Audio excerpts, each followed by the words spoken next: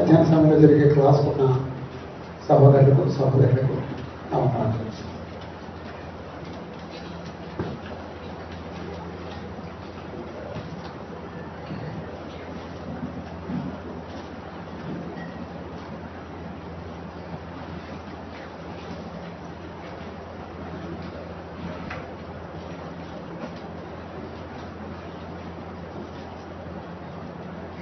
రోమరాజుల్లో మొదలైన సబ్జెక్ట్ ఏంటంటే ప్రకటన గ్రంథంలో రాయబడిన సందర్భాన్ని ఆలోచిస్తున్నాం.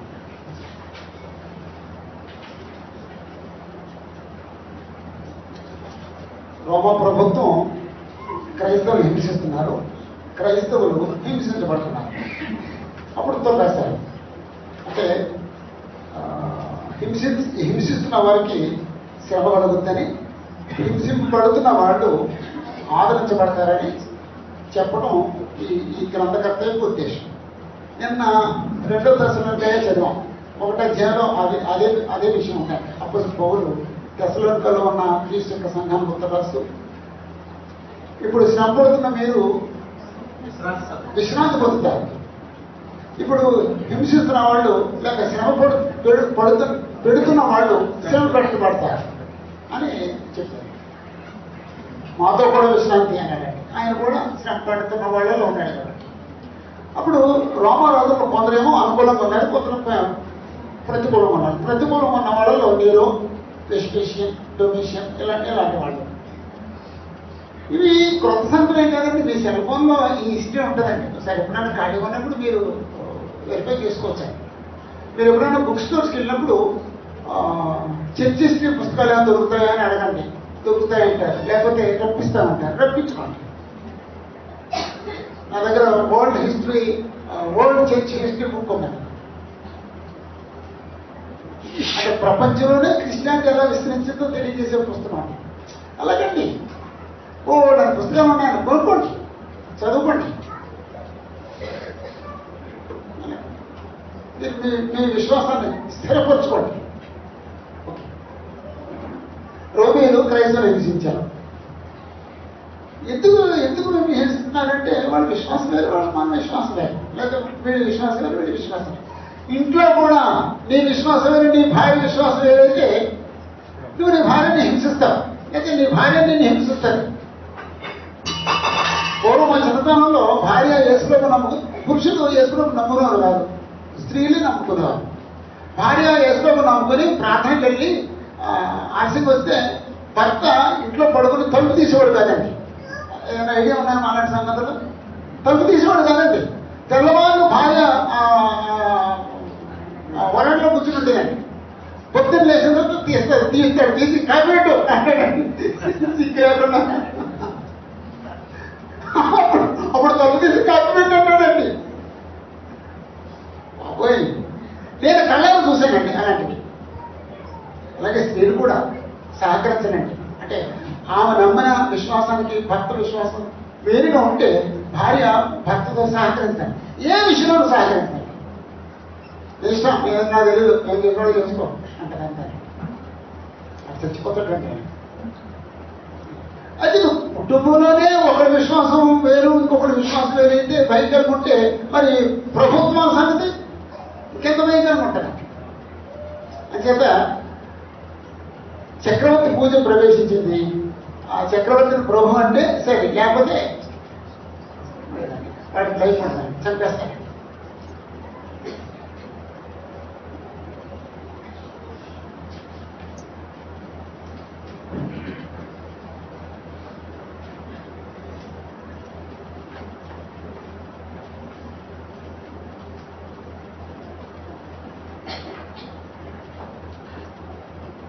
రోమీలు ఏం చేసేవారంటే క్రైస్తవుల్ని సైన్యంలో చేరమనేవారండి. క్రైస్తవులు సైన్యంలో చేరేవారు కాదండి. ఎందుకు చేరేవారు కాదంటే ఇప్పుడు సైన్యం చేరిన తర్వాత వాళ్ళు చంపాలండి. క్రైస్తవులను చంపడం కాబట్టి మేము చంపం కాబట్టి మేము చేరాలి. ఇంకొక ఆలోచన ఉన్నాడు వాళ్ళకి. అదేంటంటే ఇప్పుడు సైనికులు ఒక డ్రెస్ వేసుకోవాలండి. ఇప్పుడు వాళ్ళు ఏదో కవచం వేసుకోవాలనుకోండి, ఆ కవచం ముందు ఒక విగ్రహం బొమ్మ ఉంటుందండి. విగ్రహం బొమ్మని ధరించుకోగలడా? ధరించుకోలేడు. అందుకు వెళ్ళాడు. కానీ పూర్వం నాగరం అని ఎలా వేసుకున్నారు ఒక వస్తువు, లేదా ఇక్కడ ధరించుకునేవారండి. జడ పైన దాన్ని నాగరం అనేవారు. ఇప్పుడుందమ్మా దాని మీద ఏ బొమ్మ ఉంటుందండి? లక్ష్మీ బొమ్మ ఉంటుందండి. అంతకుముందు వేసుకునేవారు. బాప్తిజం పొందిన వేసుకుని మానేశారండి. అలాగండి. అంటే దానికి విగ్రహానికి సంబంధం ఉన్నామన్నమాట. అని చెప్పి అలాంటివి మానేశారండి. ఇప్పుడు వేసుకుంటానండి. అది వాళ్ళకి ఏం లేదండి. ఇప్పుడు ఉన్నవాళ్ళు ఏదన్నా వేసుకుంటానండి. బంగారం కావాలంటే అది దాని ఏ బొమ్మ ఉన్నా మాకు అక్కర్లేదు. అలాంటి మనస్తత్వం వచ్చేసింది. సైన్యంలో చేరకపోయినందువల్ల హింసించేవారండి.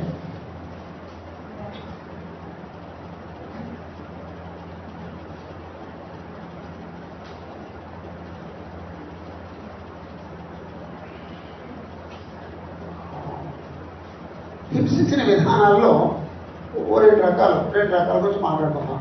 హింసించిన విధానం.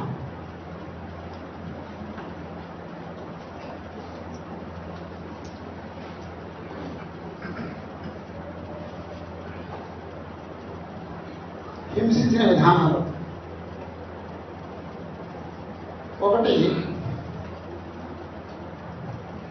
ఇప్పుడు పరుగు పందెం ఉంటుందండి.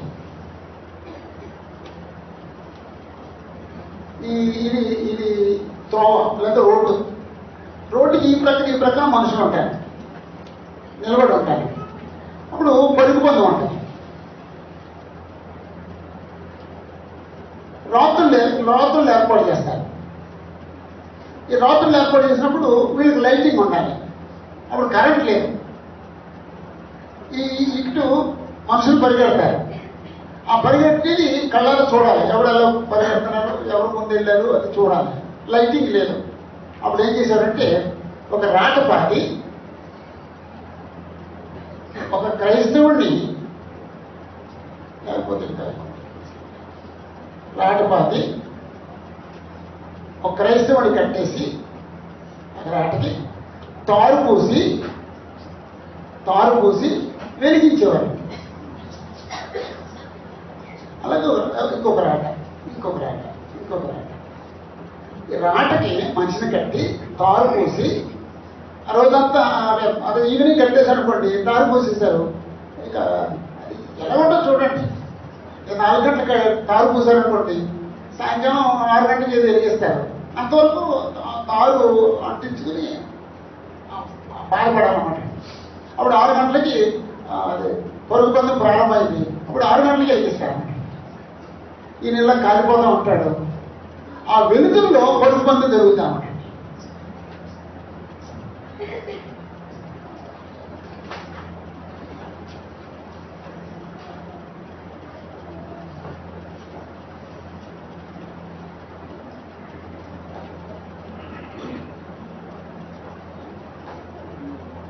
క్రైస్తవులను కాల్చటం.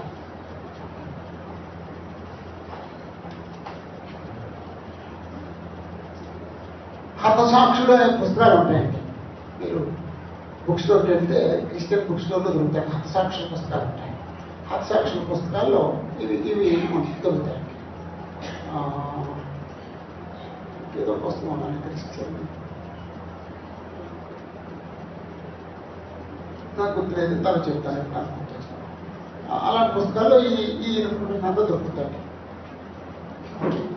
ఇంకొకటి అండి, అక్కడ ఏరియా ఉంటాయండి. ఏరియా అంటే నాటకశాల లేదా ఒక స్టేడియం.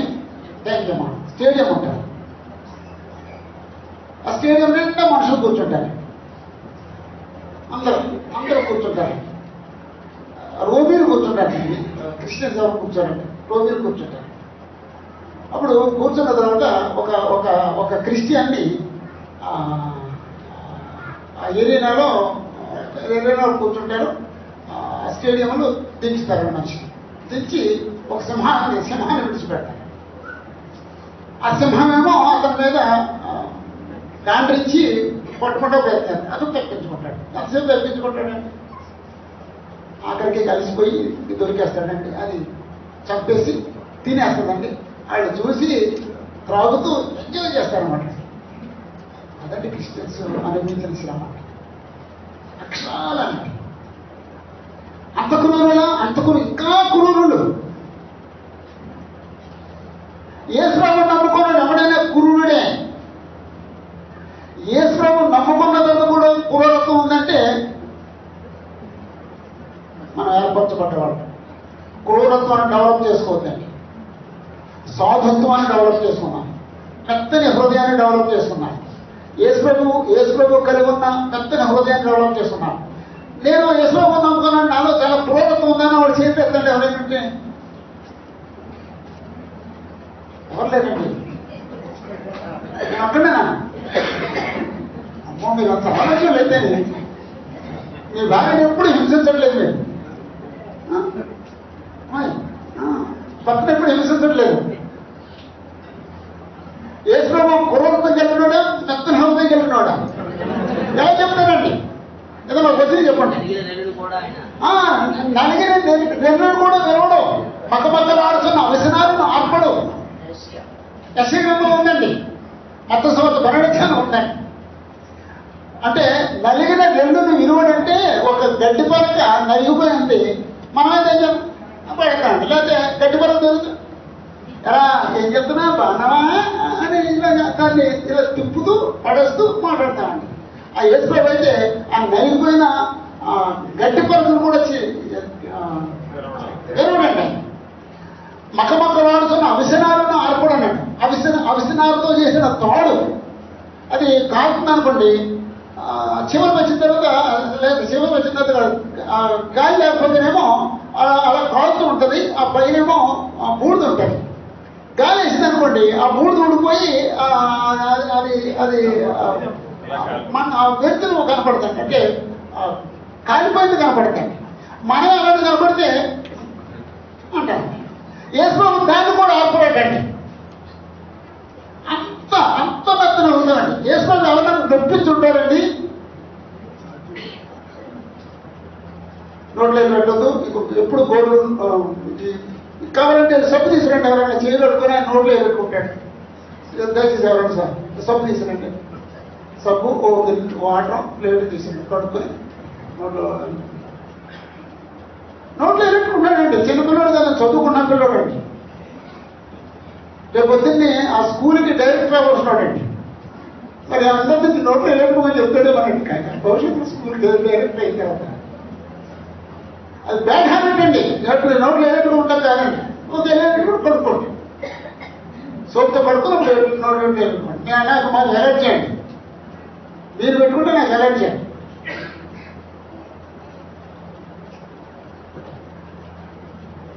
అంత భయంకరంగానండి. ఎంతమంది క్రిస్టియన్స్ సింహాలకి బలైపోయారు, అయిపోయారు.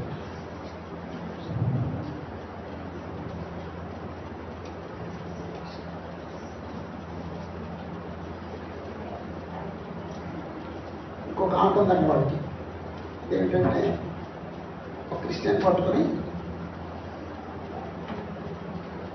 ఒక చెట్టు కొమ్మ వంచి ఈ కాలు ఈ చెయ్యి ఆ చెట్టు కడతారట, ఆ చెట్టు కొమ్మ కడతారట. ఆ తర్వాత ఈ పక్కన ఉన్న చెట్టు కొమ్మ వంచి ఈ కాలు ఈ చెయ్యి ఆ కొమ్మ కడతారట,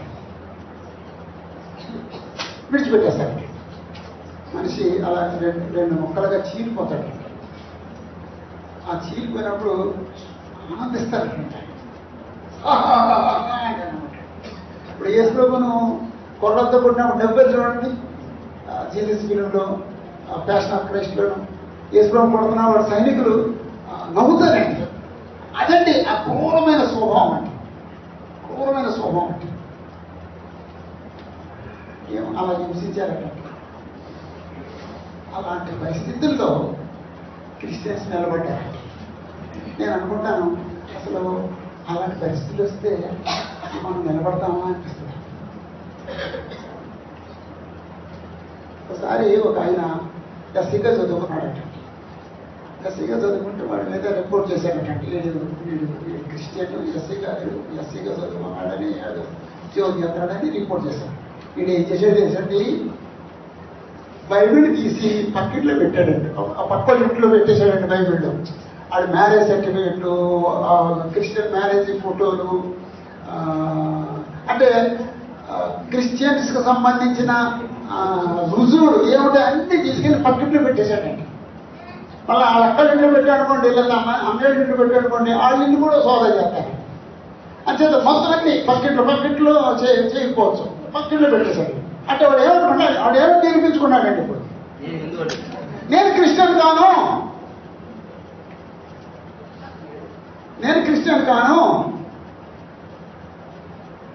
ఒకవేళ అలాగే శ్రమలు వస్తే ఇప్పుడు మన స్టాండర్డ్ అంటే మన స్టాండర్డ్ వేసుకోవడం అనుకున్నాడు. నేను క్రిస్టియన్ కానండి, నాకు అదే అబ్బాయి అంటాడండి. నేను పాత పేరు ఏం కదండి, ఇదే పేరు పూర్వ పేరు రంగయ్య, మా పాత పేరే కదా, నా పేరు రంగయ్య అండి, నా పేరు మననే కాదండి అంటాడండి. ప్రస్తుతం మన స్టాండర్డ్ అదే. ఇంకా దురదృష్టం ఏంటంటే ఎస్సీ వాడు క్రిస్టియన్స్ పెళ్లి చేస్తాడండి. నాకు మమ్మీ వచ్చారు గుర్తొచ్చి ఇది ఆలోచించి, మీరు ఎస్సీ, మీకు మ్యారేజ్ లైసెన్స్ వచ్చింది, నేను క్రిస్టియన్, నా పెళ్లి చేస్తాను నేను.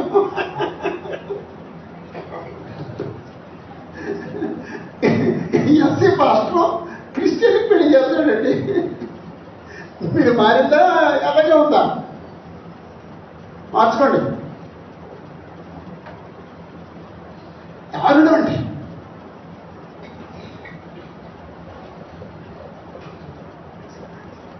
ఓకే, అలాంటి పరిస్థితుల్లో ఈ పుస్తకం రాయబడింది. అప్పుడు మనం ముందే చెప్పుకున్నాం, వీళ్ళేమో ఆదరించడానికి రాశాడు.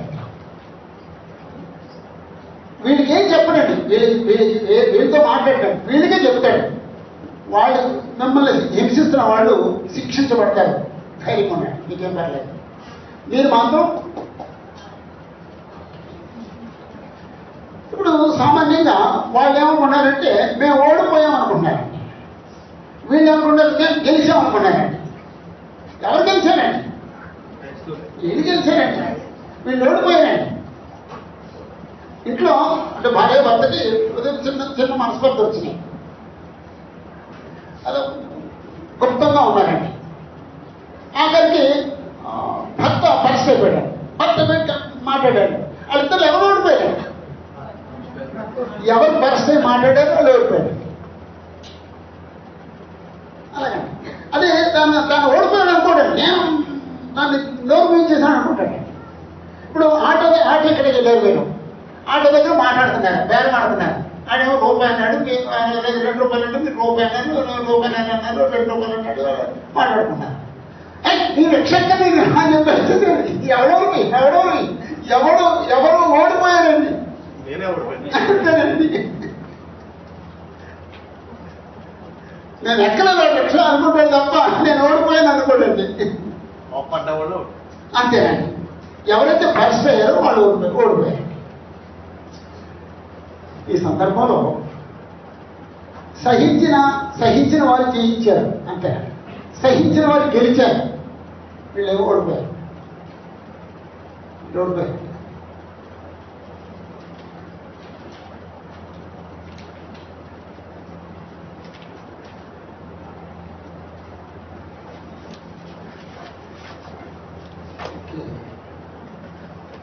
అప్పుడు ఈ భాష ఎందుకు వాడారు? సారీ,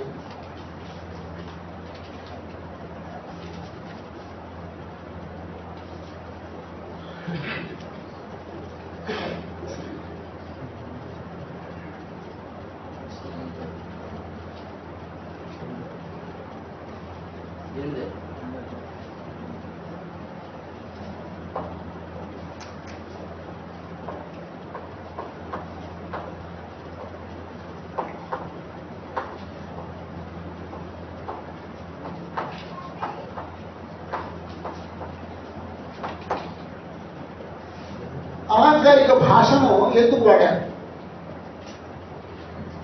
అలంకారిక భాష ఎందుకు వాడారంటే యోహాను పద్మస్వీపులో ఉన్నాడు. పద్మస్వీపులో ఉన్నాడు. అప్పుడు ఆయన చుట్టూ ఎవరు ఉంటారండి? సైనికులు ఉంటారండి, రోమ సైనికులు ఉంటారు. అప్పుడు ఈయనొక లెటర్ రాసి ఈ చిన్న ఆశని పంపించగలగండి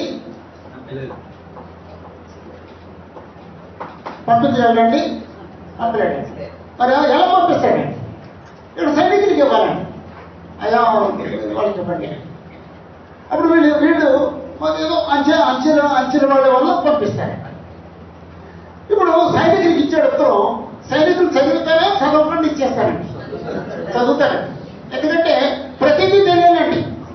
వాళ్ళు బానిసలు కాబట్టి బానిస ప్రతి ఆలోచన తెలియాలండి.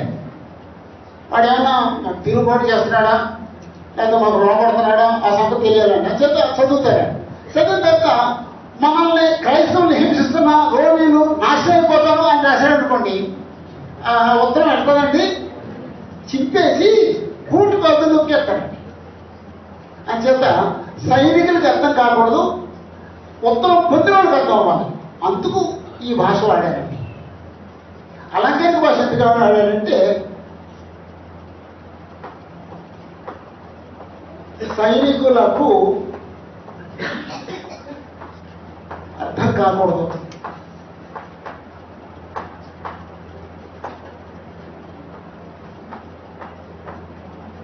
పొందిన వారికి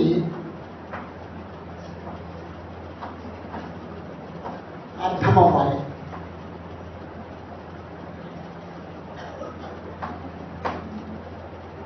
సైనికులకు అర్థం కాకూడదు, పొందినకు అర్థం అవ్వాలి. అందుకు అలంకారిక భాష వాడారు. వీడికి ఎందుకు అర్థం అవుతుంది? వీడికి ఎందుకు అర్థం అవుతుందంటే ఇంతకుముందు యోగ మతంలో చెప్పిన వాళ్ళు ఉన్నారు. ఆ యోగ మతంలో చెప్పిన వాళ్ళకి ఎక్స్పీరియన్స్ ఉందండి. వాళ్ళు హెల్త్కేర్ చదివారు, దానియే చదివారు, జకరియా చదివారు. వాళ్ళకి ఆ భాష తెలుసండి. ఆ తర్వాత చదువుకున్న వాళ్ళు తెలుస్తుందండి. ఎందుకంటే ఒక స్టైల్ ఉంది అనే సంగతి, అలంకారిక భాష ఉందనే సంగతి చదువుకున్న వాళ్ళు తెలుస్తుందండి. ఒకవేళ మరి అన్నిలో చూసిన వాళ్ళు ఉన్నారు. అప్పుడు యూదులు ఏం చేస్తారంటే దాన్ని అర్థం చెప్తారండి అన్యులకి. అంటే ఇది దీని అర్థం, అందుకు ఇలా రాశారు అని చెప్పేసి చెప్తారు అన్నమాట. అందుకు అలంకారిక భాష వాడారు. ఇవన్నీ మనసులో పెట్టుకొని అప్పుడు మనం పుస్తకాన్ని చదవాలన్నమాట. ఇప్పుడు చదివేస్తే ఇంకొక పాయింట్ ఆలోచన, అంటే బుక్ అంతటిని ఒక చిన్న చాట్లో వేసుకుందాం. 9వ పాయింట్ ఒకసారి పుస్తకం అదంతా చదివేసి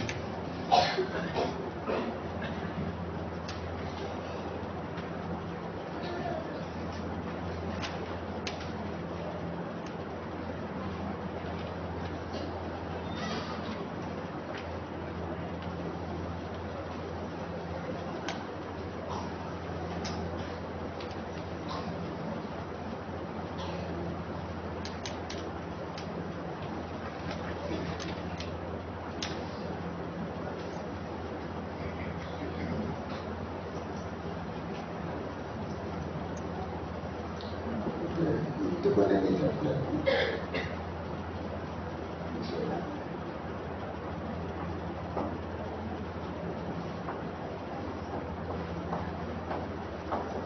ప్రకటన గ్రంథము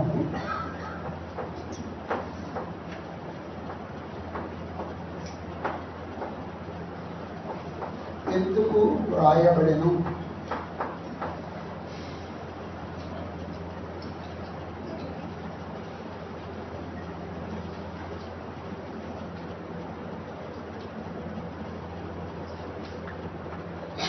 ప్రకటన ఎందుకు వ్రాయబడింది?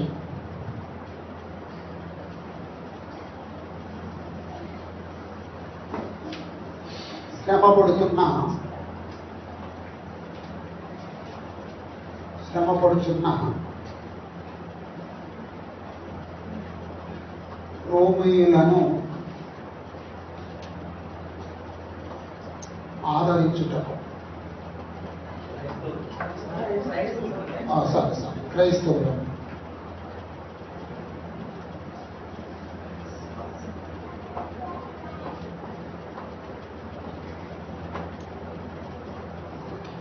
శ్రమ పడుతున్న క్రైస్తవులను ఆదరించుతారు. అంటే ఇక్కడ ఏమి రాసినా సరే వాళ్ళు ఆదరించబడాలి, ఏమి రాసినా సరే.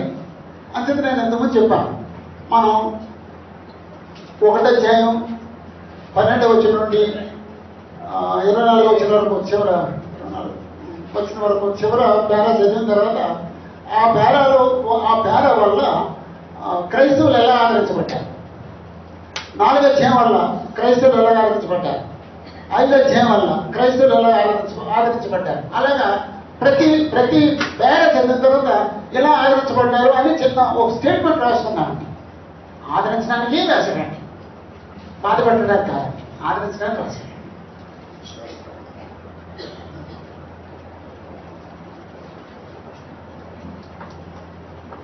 రోమిలకు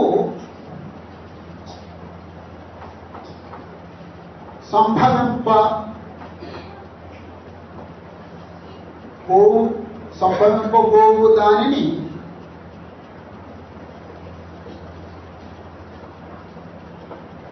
తెలియజేయుటకు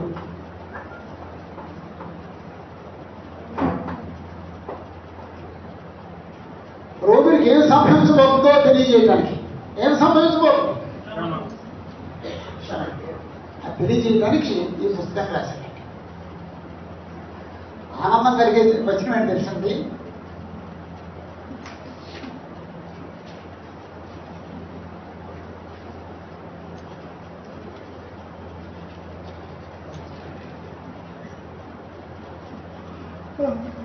పంతొమ్మిది అధ్యాయం ప్రకటన గ్రంథం 19వ అధ్యాయం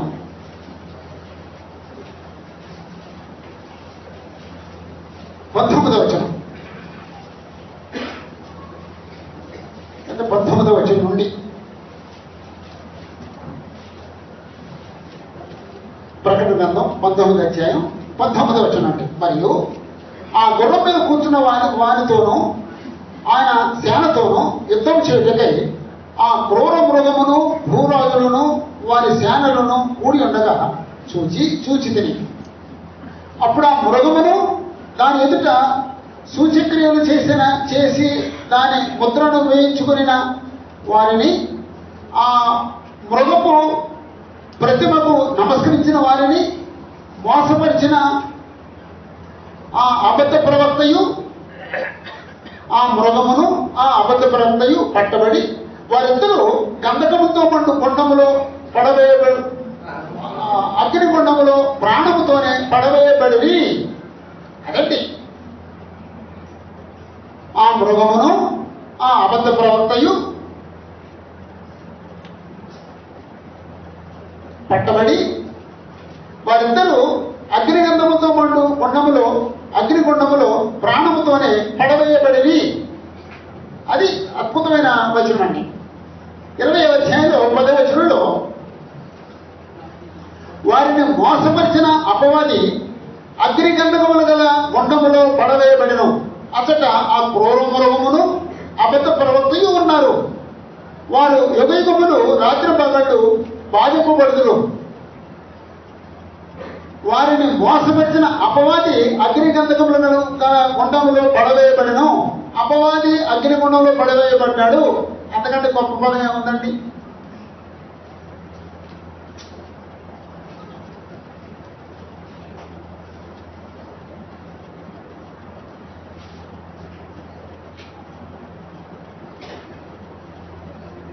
పద్దెనిమిది అధ్యాయంలో 2వ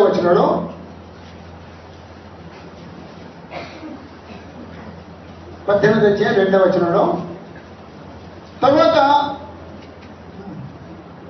అతడు గొప్ప స్వరముతో ఆర్భటించి ఇట్లా, నేను మహాబబులను కూలిపోయాను.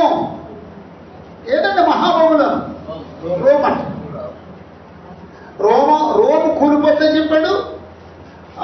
అబద్ధ ప్రవక్త క్రూర మృగము అంటే రాజు మతం అగ్నిగండంలో వేయబడుతుంది అన్నాడు.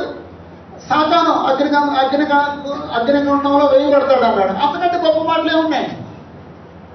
కాబట్టి ఆ మాటలు చదివితే క్రైస్తవుడికి ఏమవుతుంది? అతను కలుగుతాడు. అంటే ప్రకటన గ్రంథం ఎందుకు రాయబడిందంటే క్రైస్తవుల్ని ఆదరించడానికి రాయబడింది. ప్రకటన గ్రంథం ఎందుకు రాయబడింది అంటే రోమీలకు సంభవింపబోయే వాటిని తెలియజేయడానికి రాయబడింది.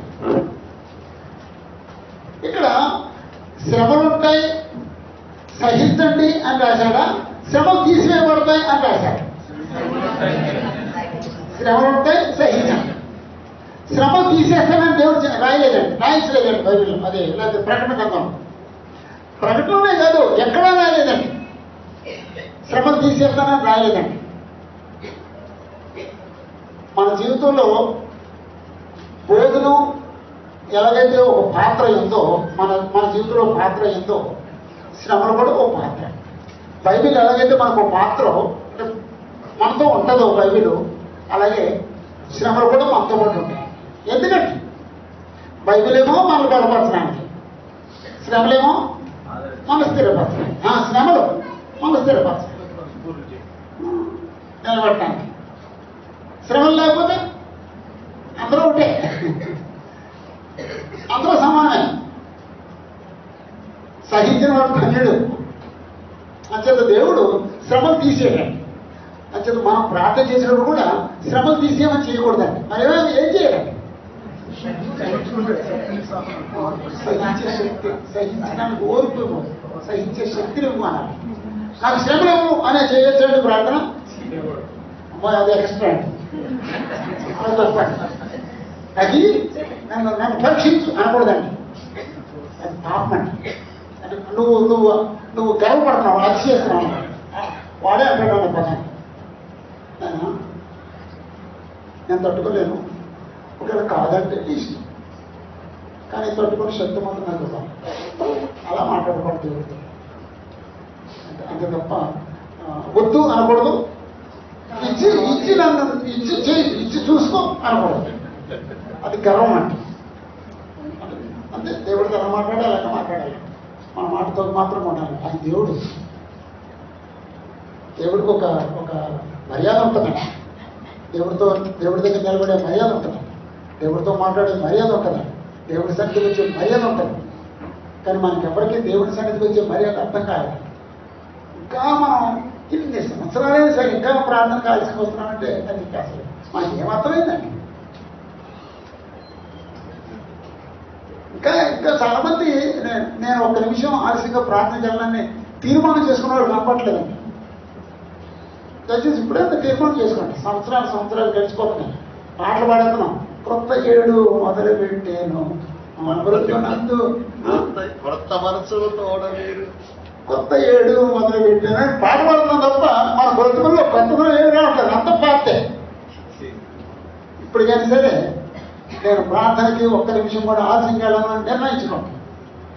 అప్పుడు మీకు కొత్త ఏడు వస్తుంది. అంతవరకు మీకు పాత ఏడే. 100 సంవత్సరాలు బతుకు పాత సంవత్సరం బాలేదండి. జాగ్రత్త అండి. అవన్నీ కౌంట్ చేయబడతాయి.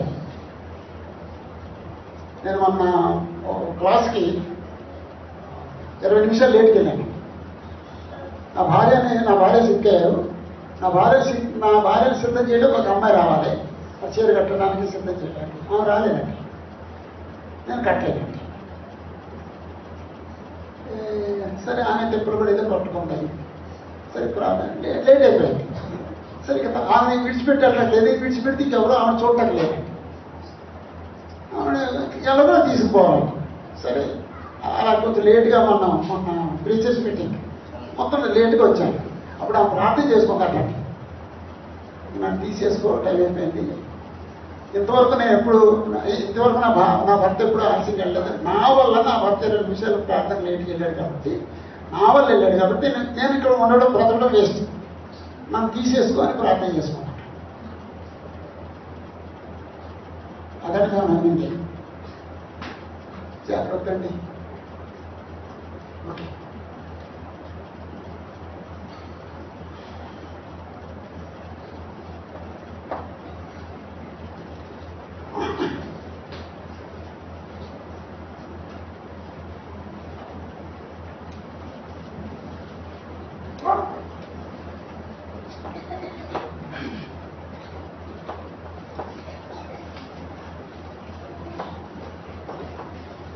గ్రంథం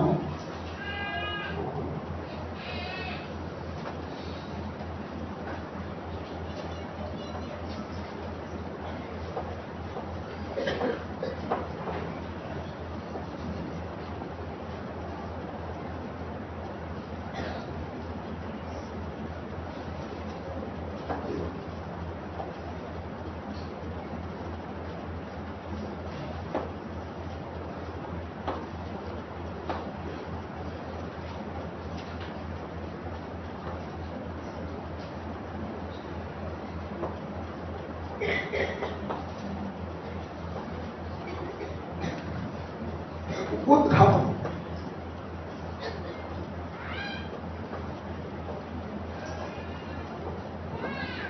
మొదటి 8 వచనాలు ఉపోద్ఘాతం.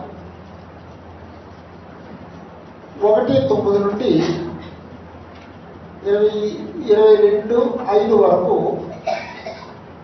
పాఠం.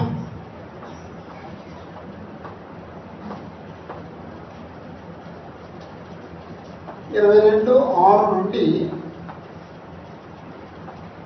21 వచనం వరకు ముగింపు. అంటే ఇది అలా చదివితే అది పత్రిక లేదా ఉత్తరం. ఆ పత్రిక స్టైల్ అనడానికి ఇది రుజువు. ఇది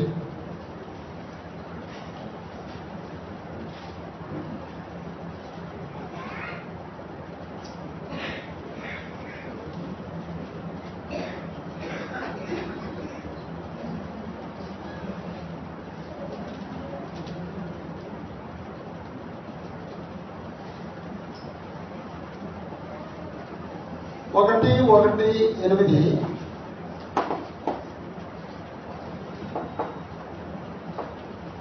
ఉపోద్ఘాతం.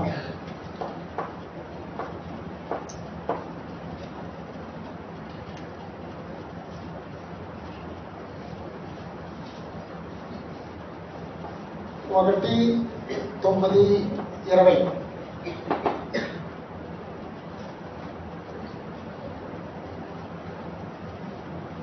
ఏముందండి ఆ పేరాలు? రెండో పేరాలు అమ్మా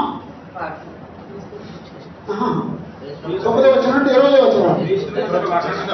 యేసు ప్రభు దర్శనం. యేసు ప్రభు దర్శనం.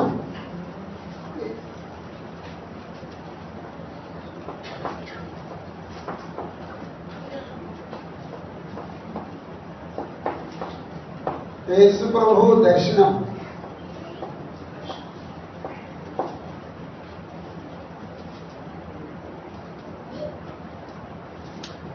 యోహానుకి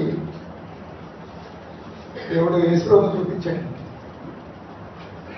యేసు ప్రభు యోహాను ఎన్ని సంవత్సరాలు కలిసి పెట్టుకున్నారు? 3.5 సంవత్సరాలు కలిసి ఉన్నారండి. అప్పుడు చూసిన యేసు ప్రభు వేరు, ఇప్పుడు చూస్తున్న యేసు ప్రభు వేరు. యేసు ప్రభు చూపించాడు.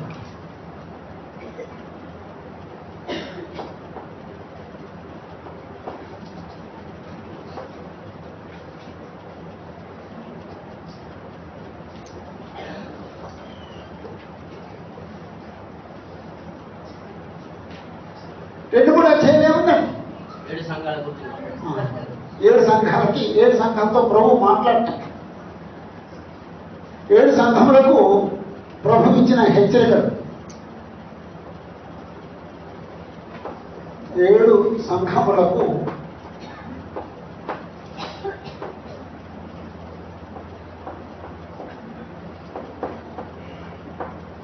ప్రభు ఇచ్చిన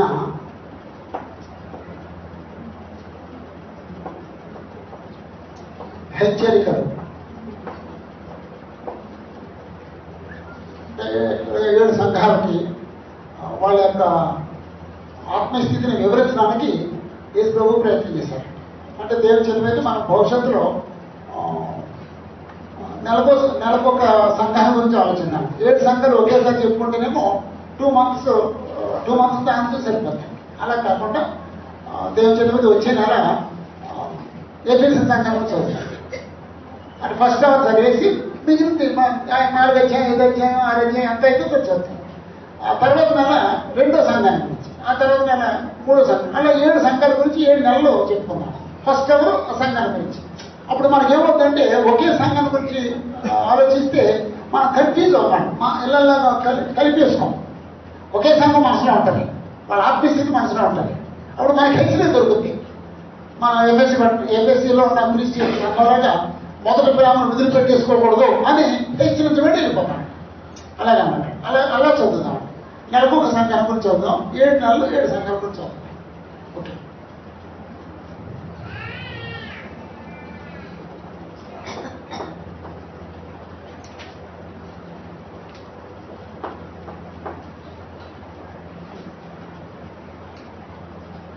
నాలుగధ్యాయం ఏమైనా ఐడియా ఉందమ్మా? 4 అధ్యాయం ఏమైనా ఐడియా ఉందండి? సింహాసనాసీనుడైన దేవుడు, అద్భుతమైన అధ్యాయం. సింహాసనాసీనుడైన దేవుడు.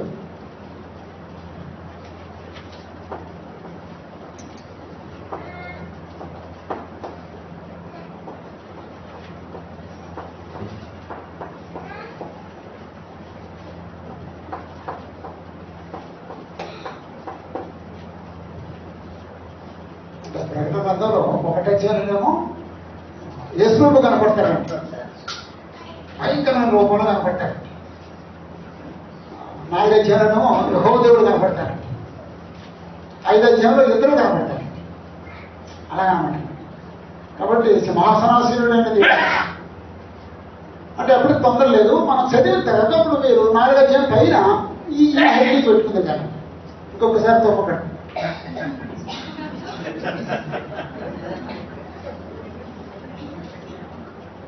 ఈ హెడ్డింగ్ పెట్టుకోవచ్చు. కానీ ఇప్పుడు మనం 4 అధ్యాయం చదివిన తర్వాత అప్పుడు మీరు అంటే అంటే అది అది అంగీకరించి పూర్ణ హృదయంతో హెడ్డింగ్ పెట్టుకుంది కానీ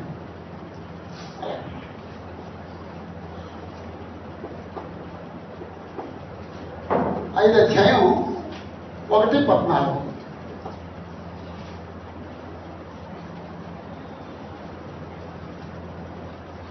ఒకటి అధ్యాయం 5:14.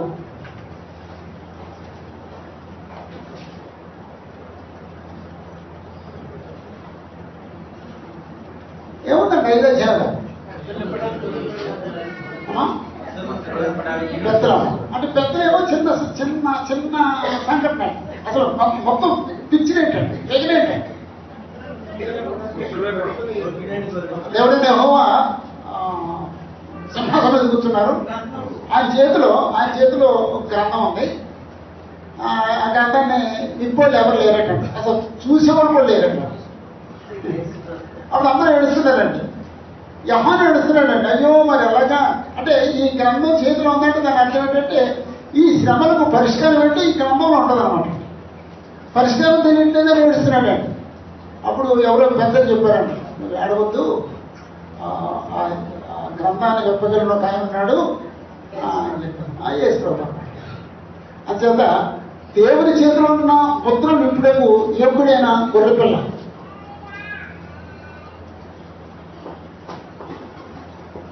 దేవుని చేతిలో ఉన్న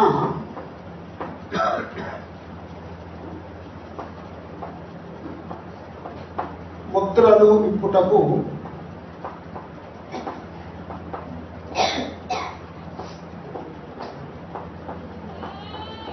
యోగ్యుడైన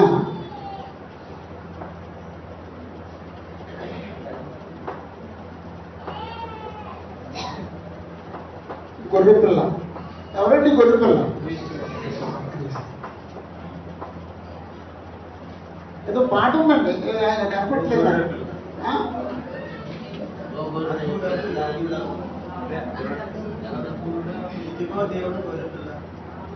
అదే ఇదండి, నీవు యోగ్యుడవు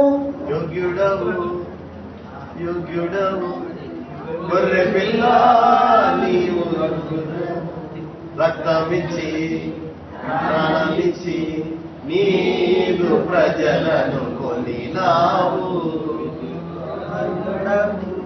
అదే అదే మాట ఉందండి. అదే నేను ఆ గురించి చూస్తున్నాను, కనపడలేదు, గడిపాను.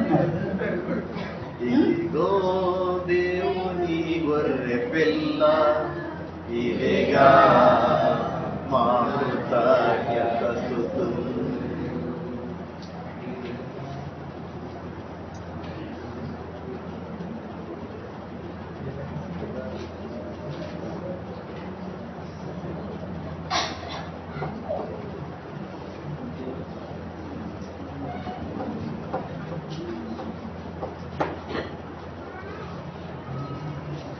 అంటే 6 అధ్యాయం 1వ వచనం నుండి 16 అధ్యాయం 21వ వచనం వరకు ఇంచుమించు 11 అధ్యాయాలు దేవుని తీర్పులు.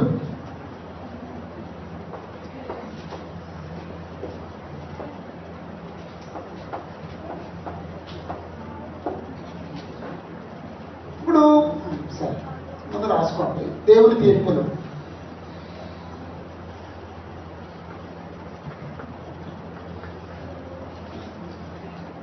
ఇప్పుడు దేవుని తీర్పులు అంటే క్రైస్తవులుగా హింసిస్తున్న వాళ్ళుగా హింసిస్తున్న వాళ్ళకండి. దేవుని తీర్పులు హింసిస్తున్న వాళ్ళకి, హింసించబడుతున్న వాళ్ళు కాదు. దేవుని తీర్పులు క్రైస్తవులకు కాదు, రోమీలకి. ఇప్పుడు రోమీలకి తీర్పులు అని చెప్పేసంటే అది చదువు మనం భయపడుతున్నామండి. ఇప్పుడు అంటే మనం ఏంటో తెలియకుండా, ఆ పుస్తకం ఏంటో తెలియకుండా భయపడుతున్నాం. మనం క్రైస్తవులం, మనం భయపడవలసిన అవసరం లేదు. భయపుతోనూ వణుకుతోనూ భయం ఎందుకు పడాలండి? రక్ష కోల్పోతానేమో అని భయపడాలండి. శిక్ష వస్తే నన్ను దేవుడు నా మీద తీర్పులు పంపిస్తాడు అని భయపడక్కర్లేదు. పంపడం, ఎందుకంటే నువ్వు క్రీస్తునందు ఉన్న వారికి ఏ శిక్ష విధి లేదు. క్రీస్తు సంఘంలోకి వచ్చి శిక్షింపబడిన స్థితిలోకి వచ్చాం. ఇప్పుడు శిక్ష విధి లేనప్పుడు నువ్వు భయపడవలసిన అవసరం ఏంటి? కానీ క్రీస్తుని విడిచిపెట్టేసి పాపంలో కొనసాగితే మాత్రం ఎవరికైనా శిక్ష తప్పదు. నువ్వు యథార్థమైన హృదయంతో యేసుప్రభుని హత్తుకుని ఉంటే శిక్షించబడవలసిన అవసరం, భయపడవలసిన అవసరం. భయం ఎందుకు ఉండాలంటే రక్షణ కోల్పోతానేమో అని భయపడాలి. భయంతోనూ వణుకుతోనూ మీ సొంత రక్షణ కొనసాగించండి అన్నాడు. అక్కడ అవసరం. అంతే తప్ప దేవుడు నన్ను ఎలా చేస్తాడు అని శిక్ష అని భయపడక్కర్లేదు. అప్పుడు దీనికి సంబంధించి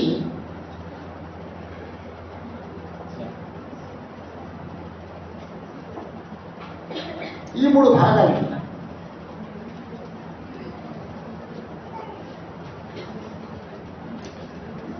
మొదటి భాగం 6:1 నుంచి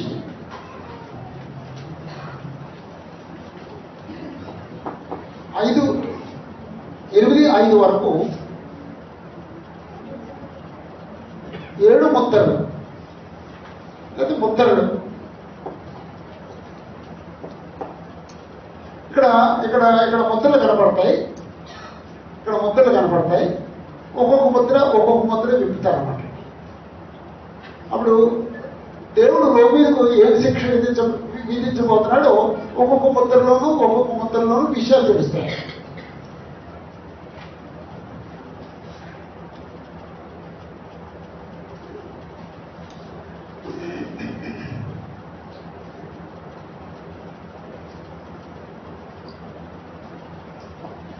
ఎనిమిది 6 నుండి 11:9 వరకు బూరలు.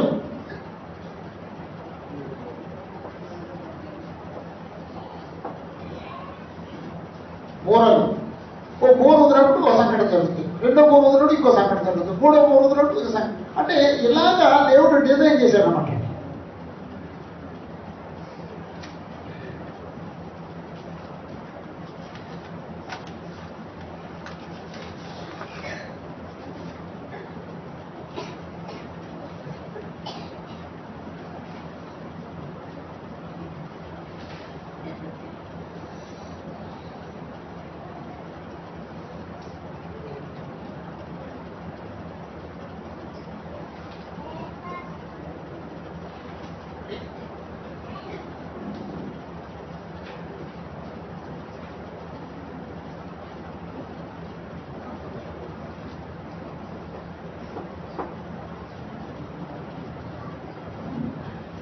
(16:1 నుండి 16:21 వరకు 7 పాత్రలు.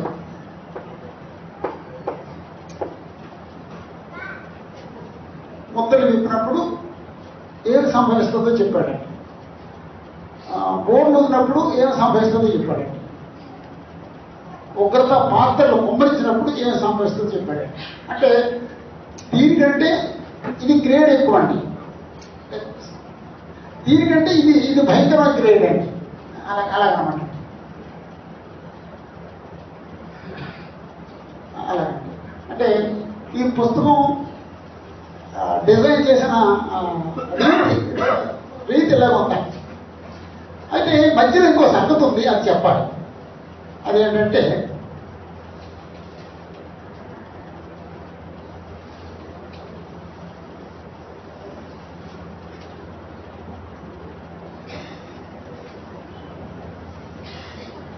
అలాంటి ఎలా విడిచిపెట్టేస్తే చాలా తేలిక ఉంటుంది, కానీ మరి కొన్ని నచ్చేది మిస్ అయిపోతాం.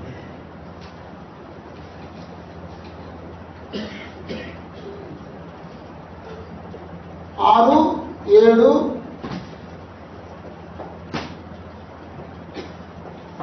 ఉత్తరాల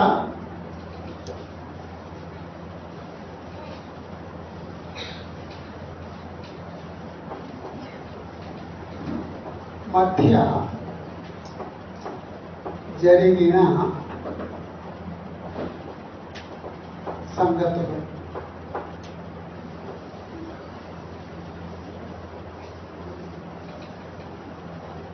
ఇంతకుముందు చెప్పాను నేను.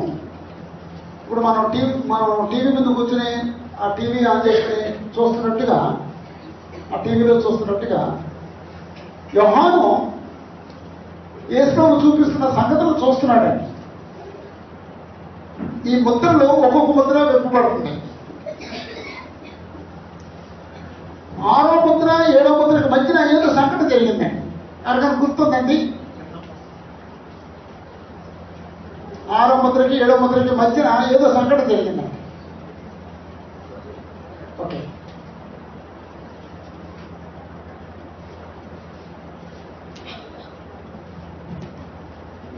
దేవుని దాసులు ముద్రింపబడుట, అన్యజనులందరూ కూడుకొనుట, దేవుని దాసులు ముద్రింపబడుట. లేకపోతే వచ్చిన వేసేద్దాం. 7:1-8 7:1-8లో దేవుని దాసులు ముద్రింపబడుట.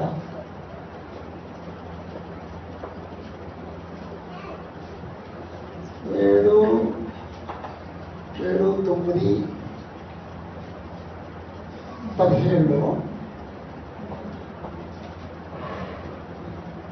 అన్యజనులు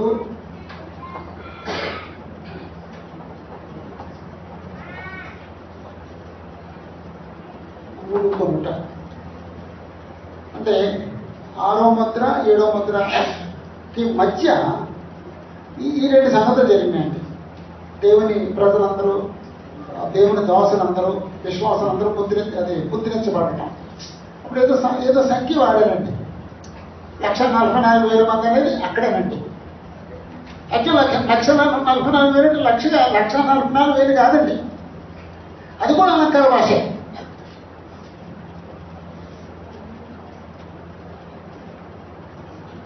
ఆరు అధ్యాయంలో ముద్రలు అనుకున్నాం కదా. 6 అధ్యాయం 1 నుండి 8, 10, 18, 15 వరకు 7 ముద్రలు అనుకున్నాం కదా. 6 అధ్యాయం 1వ వచనం చూడండి.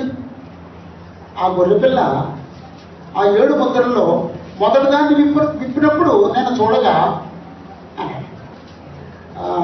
3వ వచనంలో ఆయన 2వ ముద్రను విప్పినప్పుడు, 5వ వచనంలో ఆయన 3వ ముద్రను విప్పినప్పుడు, 7వ వచనంలో ఆయన 4వ ముద్రను విప్పినప్పుడు, 9వ వచనంలో ఆయన 5వ ముద్రను విప్పినప్పుడు, 12వ వచనంలో ఆయన 6వ ముద్రను విప్పినప్పుడు, 6వ ముద్రను విప్పిన తర్వాత 7వ ముద్రను విప్పడానికి మధ్యలో 2 సంగతులు జరిగినాయండి. 7 అధ్యాయంలో 2 సంగతులు ఉన్నాయి.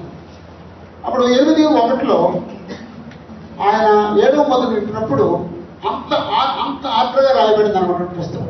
అంటే మనం పుస్తకం లోపలికి వెళ్ళలేదు, జస్ట్ ఆ పుస్తకం అవుట్లైన్ చూస్తున్నామండి, సంక్షిప్త వివరణ చూస్తున్నామండి, అవుట్లైన్ చూస్తున్నామండి. అంటే కంగారు పడక్కలేదు, అంత ఈజీగా మనం చదువుకోవచ్చు. అంటే ఇది చెప్పకుండా వెళ్ళిపోతే చాలా ఈజీగా ఉంటుంది. అంటే ఇది చెప్పుకుంటుంటే ప్రశాంతంగా ఉంటుందండి. ఇది చెప్తే కొంచెం కన్ఫ్యూజన్ ఉంటుంది. అయినా చేసి చెప్పుకోవాలండి. ఎందుకంటే మనం రేపు పొద్దున్న దాన్ని ఫేస్ చేయాలి, అది చదవాలి అని చెప్పి చెప్పుకున్నాను. ఓకే, ఇవి ముద్రలు. అంటే ఇది ఎలా ఉంటుందంటే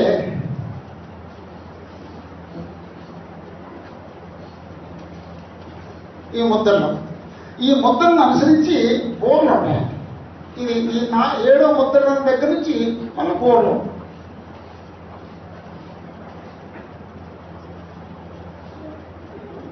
ఈ 7వ బోర్ని అనుసరించి పాత్రలు.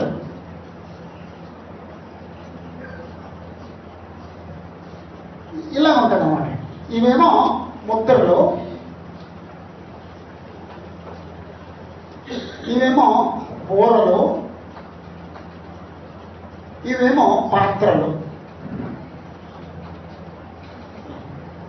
7వ దాన్ని కంటిన్యూషన్ ఇది, 7వ దాని కంటిన్యూషన్ ఇది.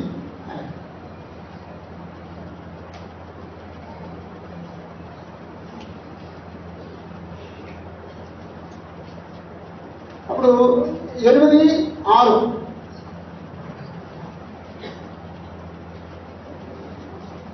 8, 6లో 7 బోర్ల గురించి మాట్లాడాడు. 8 వచ్చి 7 వచనం చూడండి. 8 వచ్చి 7 వచనం. మొదటి దూత బోర ఊదినప్పుడు 8వ వచనం. 2వ దూత బోర ఊదినప్పుడు 3వ వచనం. 3వ దూత బోర ఊదినప్పుడు 12వ వచనం. 4వ దూత బోర ఊదినప్పుడు 9:1. 5వ దూత బోర ఊదినప్పుడు 9:13. 6వ దూత బోర ఊదినప్పుడు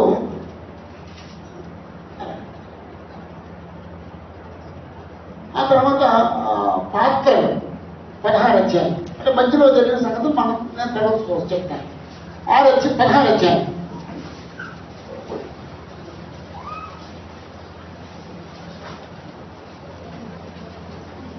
16:2. అంతటా మొదటి దూత వెలుగులకు వచ్చి తన పాత్రను భూమి మీద కుమ్మరింపగా. అంటే పాత్రలు మొదటి దూత మొదటి పాత్రని భూమి మీద కుమ్మరించాడటండి.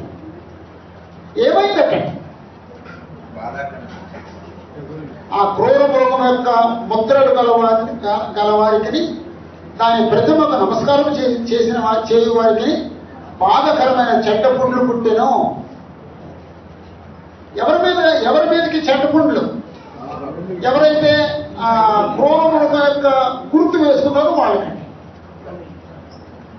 ఇప్పుడు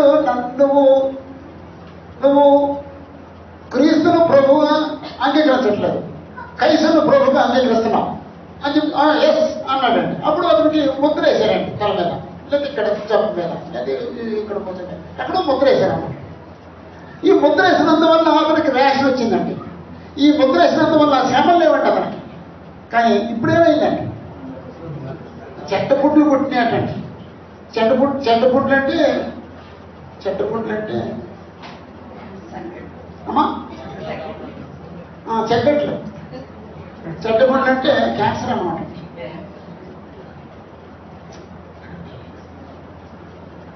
అప్పుడు ముద్ర వేసుకున్నప్పుడు హ్యాపీగా ఉన్నాడండి. మంచి రేషన్ వచ్చేస్తుంది, సౌకర్యంగా ఉంది, అన్ని ఫెసిలిటీస్ ఉన్నాయి, మనల్ని ఎవరు బాధపెట్టట్లేదు అని ఎంజాయ్ చేశాడండి. ఇప్పుడు అలాగన్నమాట. తర్వాత 3వ వచనం.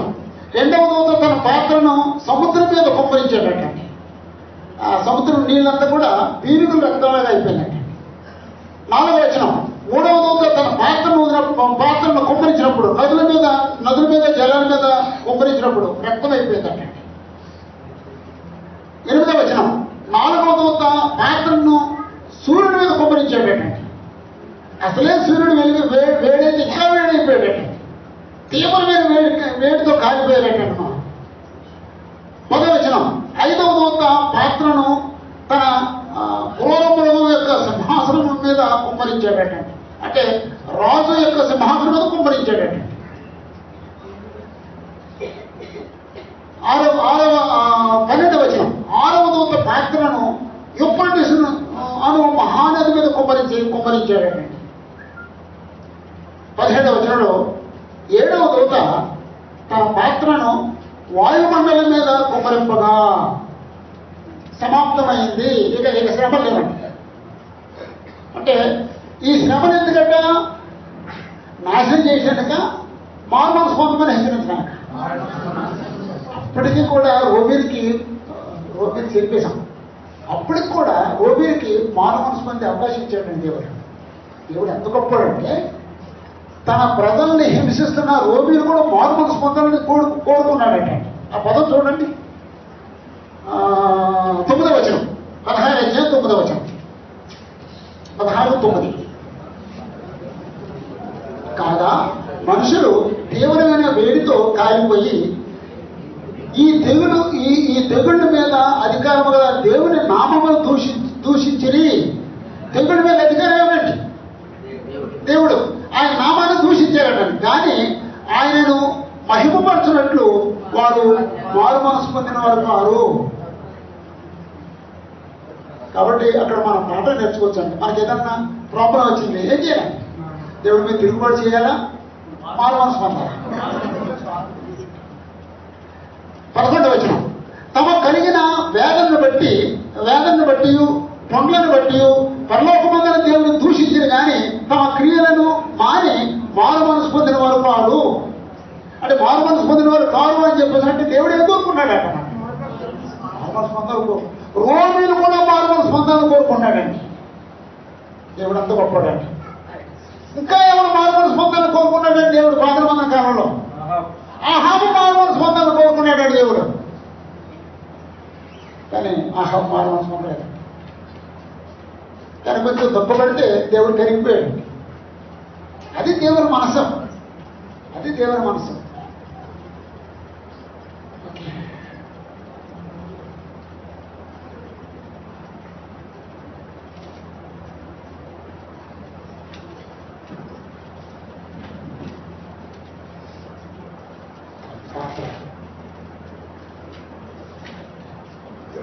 అప్పుడు అది గోడలు సరి చేసాం. 6వ గోడకి 7వ గోడకి మధ్య 6, 7 గోడల మధ్య జరిగిన సంగతులు అంటే ప్రకటన అలా రాయబడిందండి. అదేంటంటే మధ్యలో ఇదేంటంటే అలా అనకండి. 6, 7 భక్తుల మధ్య జరిగిన సంగతులు, 6, 7 గోర్ల మధ్య జరిగిన సంగతులు.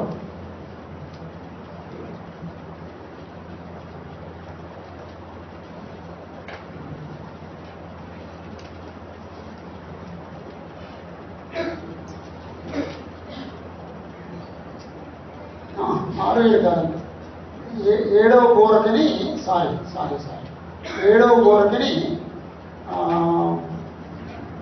పాత్రలకు మధ్య, పాత్రకు మధ్య సంగతులు. 12వ అధ్యాయంలోనేమో మగ శిష్యులు, మగ శిశువును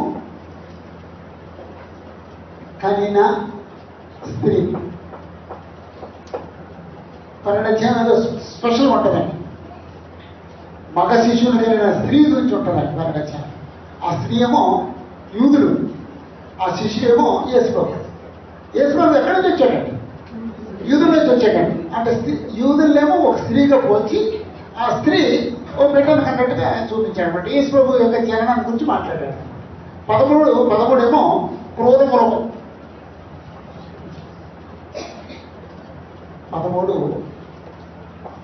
13 క్రోధం.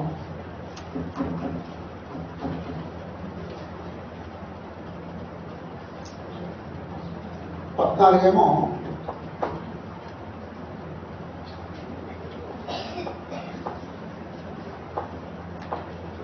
గొర్రె పిల్ల నామము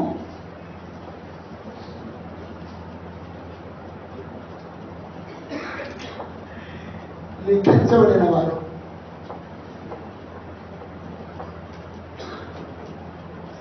15 7వ ఉగ్రత పాత్ర.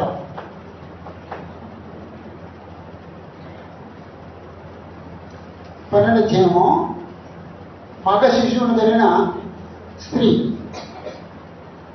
11 క్రూరమోగు, ఇంకొక మృగం, సముద్రం తెచ్చిన మృగం. 2 మృగాల గురించి 13 ఉంటుంది.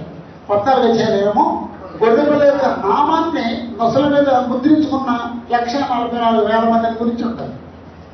15 ఏడు ఉగ్ర పాత్రలు కుమ్మరించేవాళ్ళు సిద్ధపాటు రెడీ అవుతారు అంతే. అప్పుడు 16 7 పాత్రలు కుమ్మరిస్తారు. అలాగనమాట. ఆ తర్వాత 17 18 19 21 22 కంప్లీట్ అవుతాయి. మనం చిన్న బ్రేక్ తీసుకుందాం అండి. బ్రేక్ తీసుకున్న వచ్చి ఎవరు అంటే 1 అవర్ అయింది. బ్రేక్